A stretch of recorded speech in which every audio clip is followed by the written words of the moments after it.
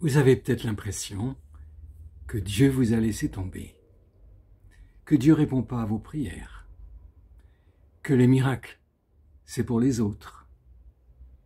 Bonjour, je m'appelle Bernard de Bézac et je veux aider les chrétiens découragés et déçus à retrouver le feu que Dieu a pour eux et à s'engager dans la destinée qu'il leur a préparée. Pour être complètement honnête, je dois avouer que ça m'arrive. Ça m'arrive d'avoir l'impression que Dieu m'a abandonné. Je le sers de tout mon cœur, j'essaye de faire des choses et je n'arrive à rien. Alors, que penser? Tout de suite, j'aimerais affirmer quelque chose. Plus vous êtes testé, plus aussi Dieu vous prépare pour de grandes choses. Je répète, plus vous êtes testé, plus grandes sont les choses pour lesquelles Dieu vous a préparé.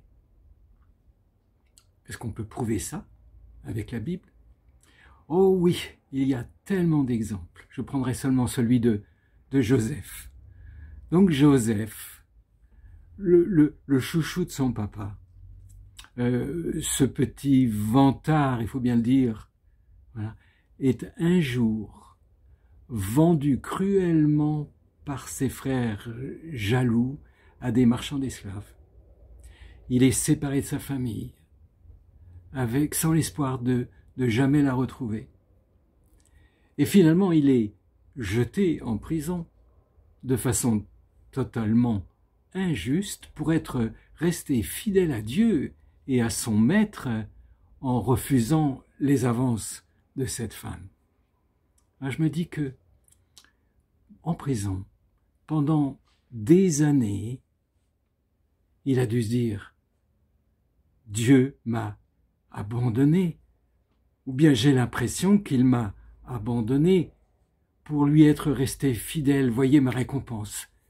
Des années de prison, peut-être toute ma vie.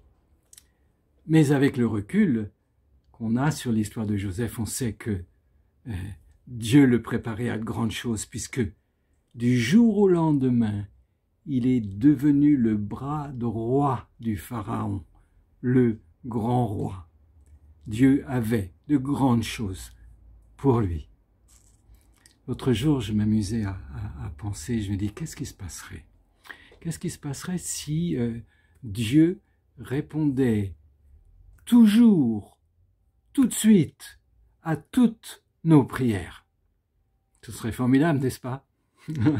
En êtes-vous sûr? Si Dieu répondait toujours, tout de suite, à toutes nos prières, on n'aurait même plus besoin de la foi. Notre foi deviendrait comme un muscle atrophié, sans force, sans puissance, ou comme une monnaie dévaluée, sans aucune valeur. C'est pour ça que Pierre, en 1 Pierre 1, 7, nous parle de l'or qui est purifié par le feu et dit « Et la foi est encore plus précieuse que l'or, alors à combien plus forte raison doit-elle être purifiée par le feu des épreuves, et notamment par le feu de l'épreuve de la patience. » Donc, que faire? C'est ça la question. Que faire quand on a l'impression que Dieu nous a abandonnés? Et d'abord, qu'est-ce qu'il ne faut pas faire? Eh bien, il ne faut pas faire comme les Hébreux, qui ont murmuré contre Dieu. À cause de ça, ils n'ont jamais appris leur leçon. Ils ont dû mourir dans le désert. Ils n'auraient jamais eu la force de conquérir la terre promise avec le peu de foi qu'ils avaient. Et que faire? Eh bien, se mettre devant Dieu, lui ouvrir notre cœur, oui. Pourquoi pas, et lui dire « Dieu, j'ai l'impression que tu m'as abandonné. Je ne comprends pas. J'ai l'impression que tu ne réponds pas à mes prières, que tu ne réponds pas à tes promesses. Mais, n'en restez pas là. Et dites-lui, je ne comprends pas, mais je te ferai confiance parce que je sais que tu es bon, toujours bon. Je sais que tu veux mon bien. Il y a un verset dans le psaume 119 que j'ai découvert ce matin, au verset 68, et qui dit ça exactement.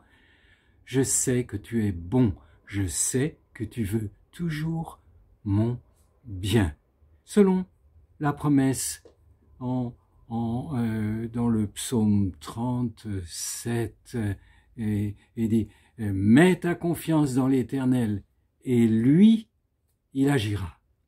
Si vous avez aimé ce petit message, eh bien, partagez-le avec vos amis. Et si vous aimeriez en parler, eh bien, faites-le moi savoir en écrivant « OK » dans un message privé sur Messenger.